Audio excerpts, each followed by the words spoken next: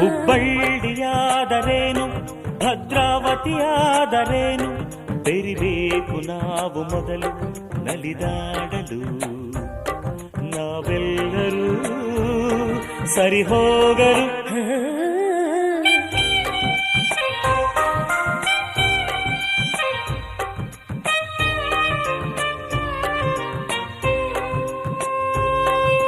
ಬೆಂಗಳೂರಲ್ಲಿ ಬೋಂಡ ಅಂದ್ರೆ ಆಲೂಗಡ್ಡೆ ಉಂಡೆಯಂತೆ, ಮಂಗಳೂರಲ್ಲಿ ಬೋಂಡ ಅಂದ್ರೆ ಎಳನೀರಿನ ಕಾಯಿಯಂತೆ.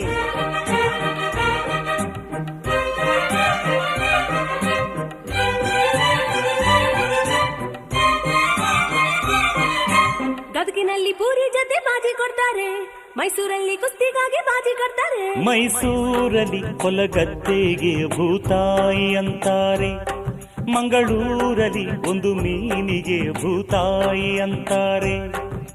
ನಿಮ್ ಕಡೆ